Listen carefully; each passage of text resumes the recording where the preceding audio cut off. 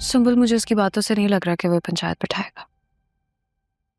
और मेरी बातों से क्या लगता है? मैं क्या करूंगी कल? सुंबुल, तुम्हें खुदा का वास्ता है, खुदकुशी मत करना। हराम मौत होती है ये। जिसने हराम मौत मरना है तो हराम मौत मरने में क्या ही फर्क पड़ता है? ये तुम क्या ऑल बके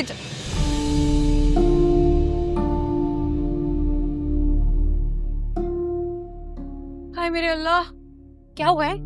क्या हुआ? अम्मी, ये लो, अम्मी। ये पकड़, मर जाओ हराम माँ।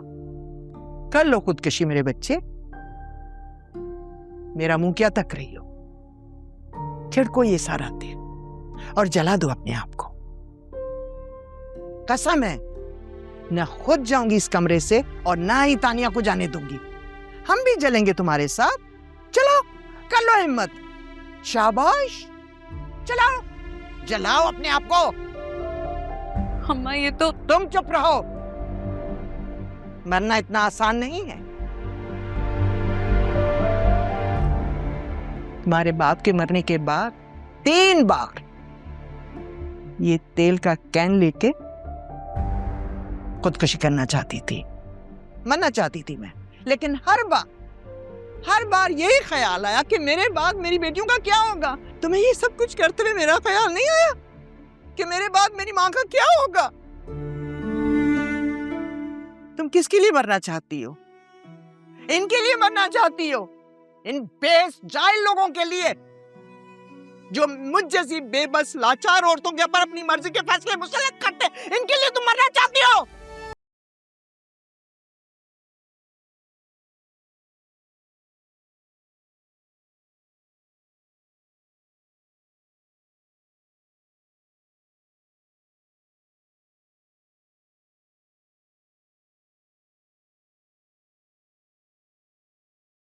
कौन मर गया यहाँ? जो इतना शोर शराबा लगाया हुआ है, अच्छा खासा सो रहा था, उठा दिया। जुबान बंद रखनी नहीं आती तुम्हें? अम्मी, ये लो, अरे अम्मी, अबे अम्मी क्या हो? ये लो।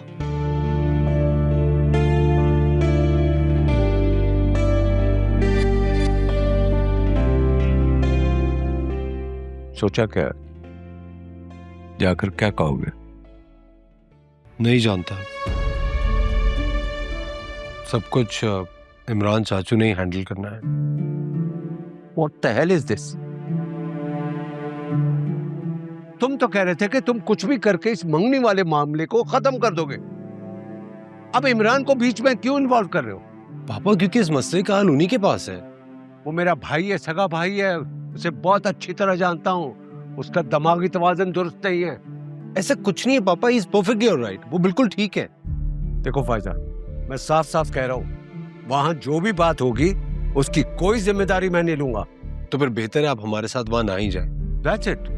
मैं भी यही कहने वाला था। तुम दोनों जाओ, अपना शौक पूरा कर लो। मेरा क्या, मेरा कभी उस घर से कोई ताल्लुक नहीं रहा और ना कभी होगा।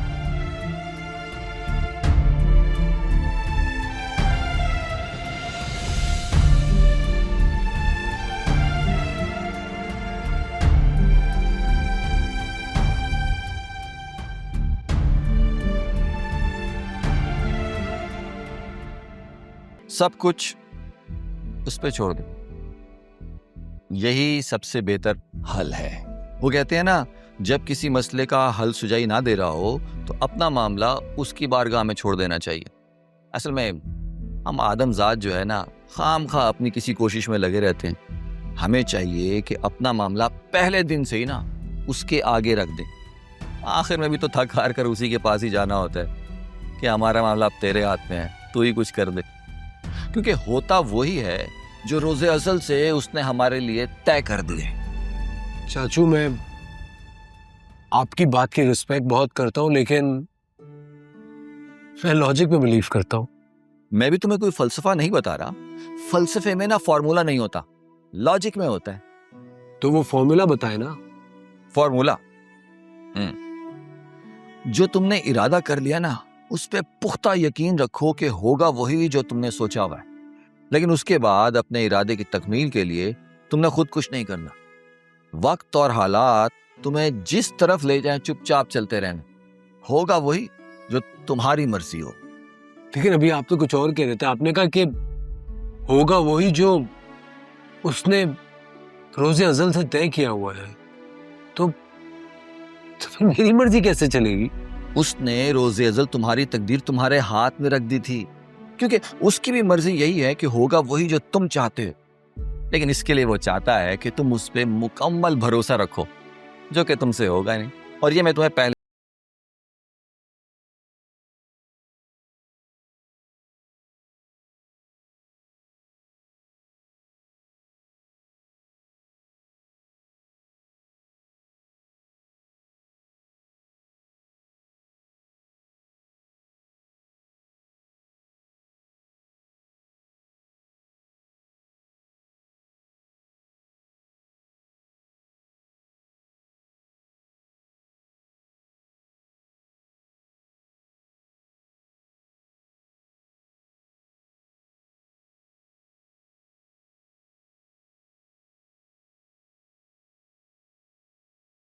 फैंस के किसी कोने खुदरे से आखिर सलमान अहमद को ढूंढ निकाला है, लेकिन कोई फायदा नहीं है।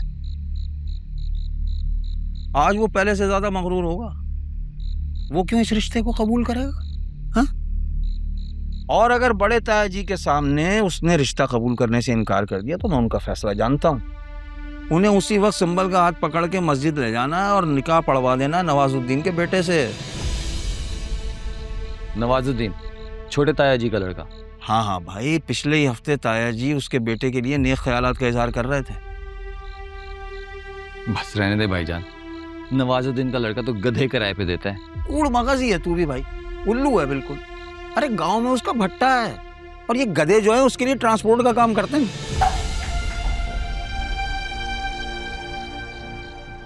देख लिया इमरान अली, ये बता कर गई है कि इसे हमारा फैसला किसी तौर कबूल नहीं। मैं कल ही इसका हाथ पकड़ के ले जाऊंगा मस्जिद में और पढ़ा दूंगा नवाजुद्दीन के लड़के से इसका निकाह। अगर निकाह ही पढ़ाना है तो मस्जिद जाने की क्या जरूरत है? आपने ही पढ़ाना है तो घर पे ही पढ़ा दीजिए।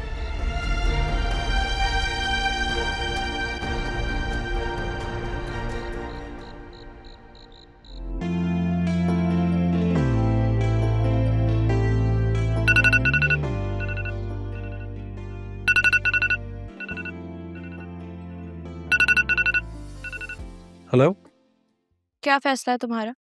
कौन? अच्छा, अब आवाज भी नहीं पहचानोगी मेरी? इतनी अजनबी हो गई हूँ मैं वही हूँ जिसकी जिंदगी तुमने बर्बाद की है। सुंबुल? हाँ, ये तो मैं जानती हूँ कि तुम सुंबुल की जिंदगी भी बर्बाद करने के ही चक्कर में हो।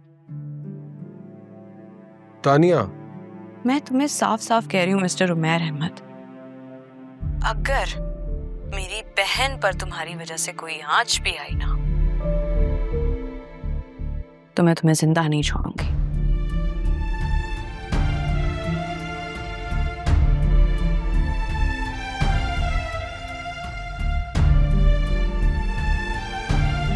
उफ।